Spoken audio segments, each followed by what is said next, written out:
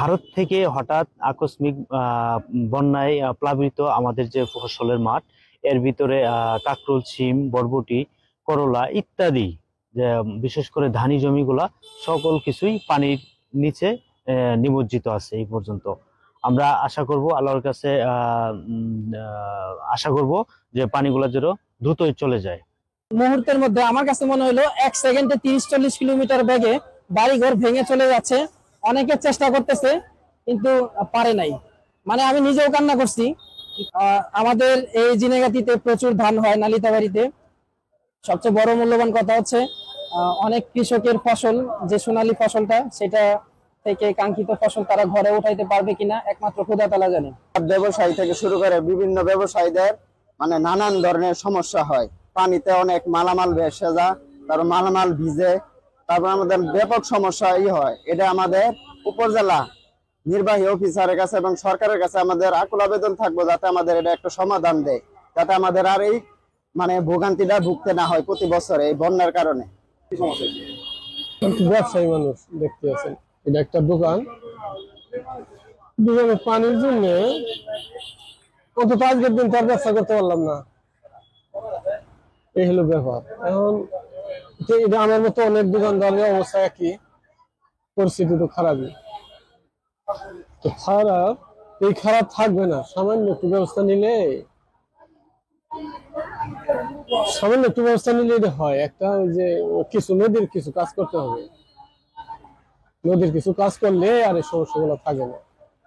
ছোটবেলা থেকে দেখতেছি যে অনেক পড়াশোনার লোক বলছে, অনেকে বলছে যে আমরা সব ঠিক করবো, নদীর ভাঙন আমরা রোধ করবো, কিন্তু এখন পর্যন্ত কোনো পদক্ষেপ ঢালা নাই। এখন এদিক দিয়ে জিনাগাতি বাজার, ওদিক দিয়ে ওইখান দিয়ে অনেকখানে ভাঙছে, তা যার ফলে নদীর ভাঙনের পানি জিনাগাতি বাজার ঢুকছে।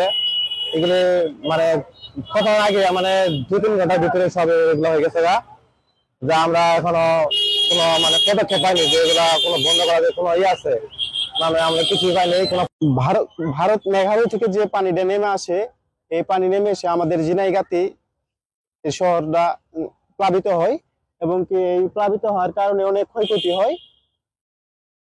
ঝিনাইগাতি মহারশী নদীর পাশে যে খলপুরা গ্রাম আছে, এই গ্রামের কিছু অংশ ভেঙে লোকালয়ে পানি প্রবেশ করে, এবং কি ঝিনাইগাতি বাজারে পানি প্রবেশ করেছে।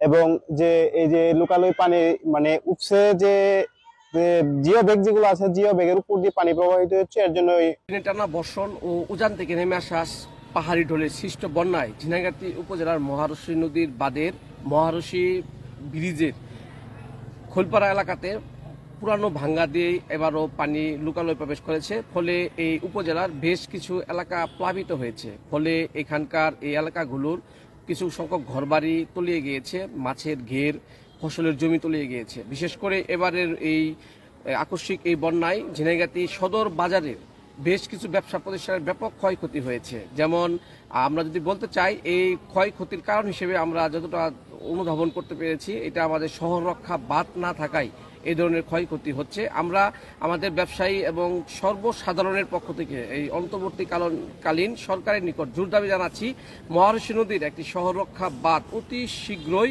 যাতে আমাদেরকে করে দেয়। তাহলে হয়তোবা এই ক্ষয়ক্ষতির পরিমাণ প্রত্যেক বছর যেভাবে ক্ষয়ক্ষতির পরিমাণ হচ্ছে এটা হবে না। 3 থেকে 4 দিনের টানা বর্ষণ এবং উজান থেকে নেমে আসা পাহাড়ি ঢলের কারণে আমাদের ঝিনাইগাতি উপজেলার মহারশী এবং সোমেশ্বরী নদীর পানির উচ্চতা কিছুটা বৃদ্ধি পেয়েছে, এবং কয়েকটি জায়গায় ভাঙনের ফলে পানি লোকালয়ে প্রবেশ করেছে, কৃষি জমি প্লাবিত হয়েছে। এ পর্যন্ত পাওয়া তথ্য মতে আমাদের এই বেশ কয়েকটি এলাকায় প্রায় 300 থেকে 400 একর কৃষি জমি প্লাবিত হয়েছে, কয়েকটি বাড়িঘর ক্ষতিগ্রস্ত হয়েছে। আমরা ক্ষতিগ্রস্ত পরিবারগুলোর মধ্যে তাৎক্ষণিকভাবে শুকনা খাবার সহ অন্যান্য ত্রাণ সহায়তা প্রদান করব, এবং একই সাথে এখানে এই এলাকার মানুষের যে একটি দাবি, সেটি হচ্ছে যে মহারশী নদীর পাড়ে একটি স্থায়ী বাঁধ নির্মাণ।